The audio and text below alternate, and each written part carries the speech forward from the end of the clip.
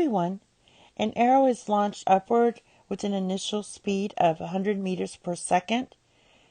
The equations above describe the constant acceleration motion of the arrow, where v sub 0, same v subscript 0, is the initial speed of the arrow, and v is the speed of the arrow as it's moving up in the air. H is the height of the arrow above the ground. T is the time that has elapsed since the arrow was projected upward. And G is the acceleration due to gravity, which is 9.8 meters per second squared. So we'll get started. Just remember this part here and answer a few questions. So the first question is, what is the maximum height from the ground the arrow will rise to the nearest meter? So what we know is that given the problem that we need the maximum height, so we're going to use this formula here. Set velocity 0, because remember maximum height, at maximum height the velocity is 0. So we're going to set v to 0. Our initial velocity is 100 meters per second squared. And then our g is that 9.8 meters per second squared. This is just not squared, this is just second. And then times time. So the first thing we have to do is solve for time. When we solve for time, we're going to add 9.8 to both sides of the equation. So you get 9.8 meters per second squared times t equals 100 meters per second. Then divide both sides by 9.8.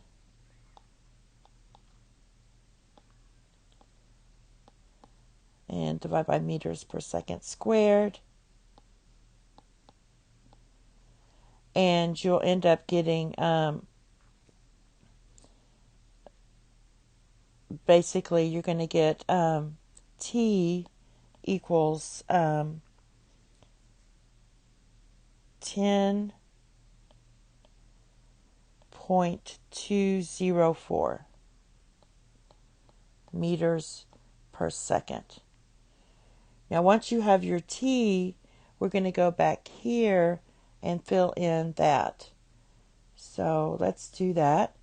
Our height, because that's what we're looking for, our height is going to equal 100 times 10.204 minus 1/2, and I'm not running out of room here, so minus 1/2 9.8 times 10.204 squared. So that's the whole equation.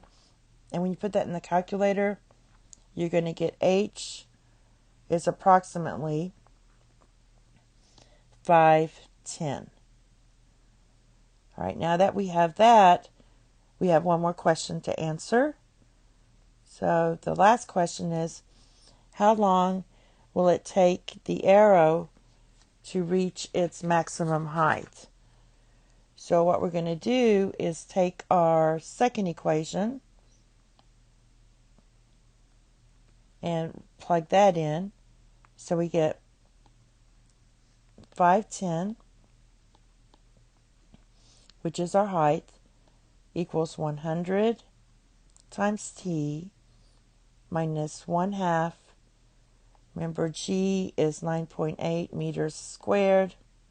Let's put 9.8. And then we're solving for t squared. So this equals 510, 100t minus 4.9 t squared.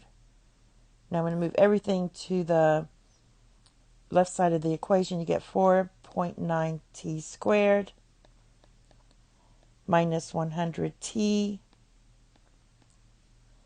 plus 510 equals 0, and we're looking for the time, so the nearest second.